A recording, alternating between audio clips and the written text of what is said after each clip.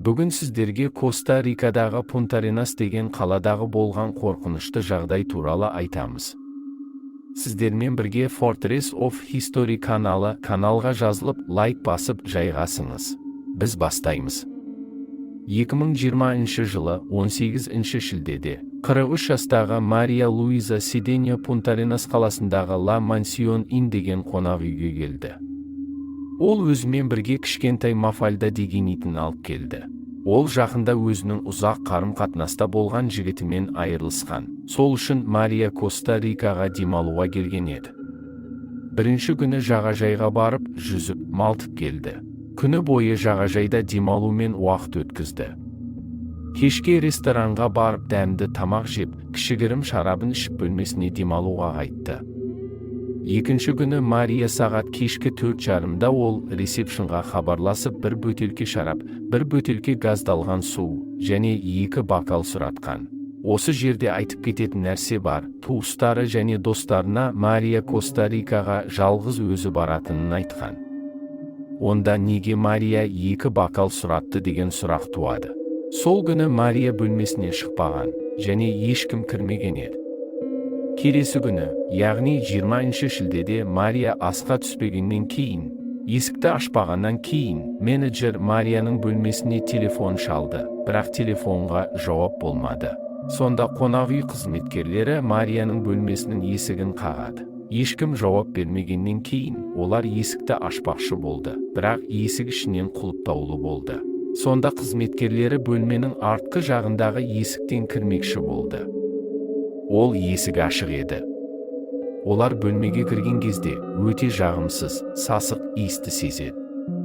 Бөлменің әр жерінде қанның іздері болды. Ит тірі, бірақ бұрышта дірілдеп жатты. Төсекте төсек жаймасына оралған Мария Луизаның мәйіті жатты.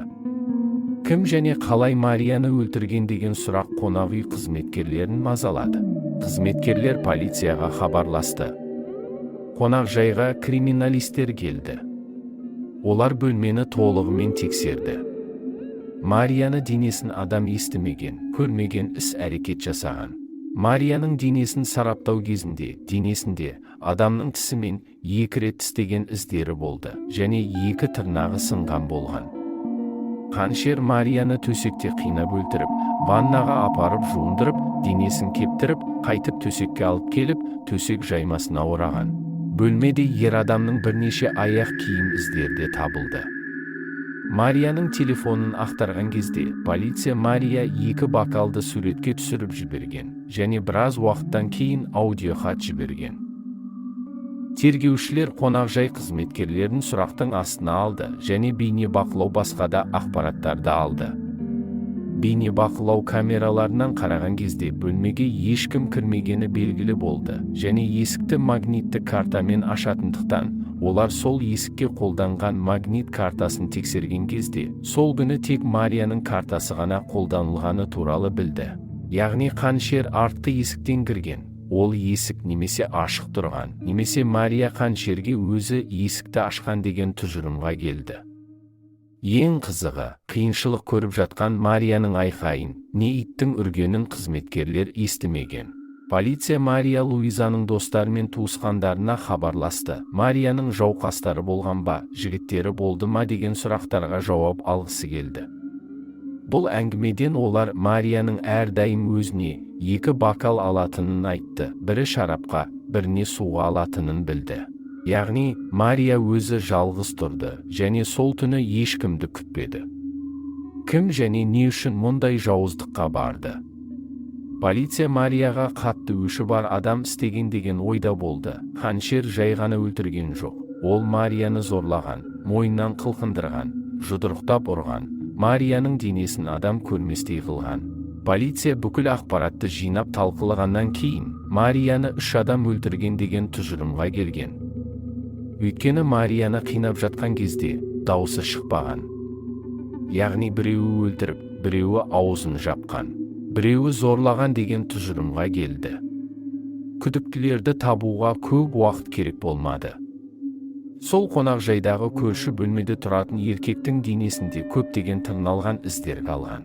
Ол еркектің есімі Теодор Эррера Мартинес. Ол түнгі клубта биші болып жұмыс атқарған. Театрды күдікті ретінде полиция учаскеге алып келді. Оның аяқ киім өлшемін Марийның пәтеріндегі ізбен салыстырды. Бөлмедегі іздер театрдың ізіне сәйкес келді. Екінші күдікті Луис Карлос Миранда болды. Қонақ үйдің күзеті Мария өлген түні Луис Карлосты театрмен көргенін айтты. Марияның денесіндегі тістеген іздердің біреуі Луис Карлостың ауыз қуысының өлшемі және тістерінің ізіне сәйкес келді. Бұл екі азамат қонақ үйдің иесінің досы еді. Полиция қонақ үй иесін, яғни Гарри Бодонды тергеуге шақырды. Тергеу барысында Гарри Бодон бұл екі жігітпен сол түні бірге ас ішіп, одан кейін бассейнге барғанын, онда кейін бөлмеге қайтқанын айтты. Және Луис Карлос ода маркетолог болып, ал театр Эррера ода аспаз болып істейтінін мәлімдеді. Гарри Бодон полициядарға көмегін көрсеткендей болды. Бірақ тамыз айында Гарри Бодонда полиция тұтқынға алды. Себебі Марияның денесінің екінші тістің ізі Гарриға тиесілі екенін білді. 2022 жылы 13 қыркүйекте сот шешімі бойынша театр Эррера Мартинесті кінәлі деп айыптап 50 жылға бас бостандығынан айырды. Қалған екі Гарри Бодон мен Луис Карлос Миранда түрмеде құтылып шықты. Теодорға қатысты дәлелдер көп болды. Оның сағатында, тырналған денесінде, телефонында Марияның қанының қалдықтары қалған. Ал қалған екеуінің тісінің іздерін қорғаушылар апелляция беріп жоққа шығарды. Әділетсіздік деп ойлаймын. Бұл екеуінде түрмеге кіргізіп шіріту керек еді. Қазір бұл иттер бостандықта жүр.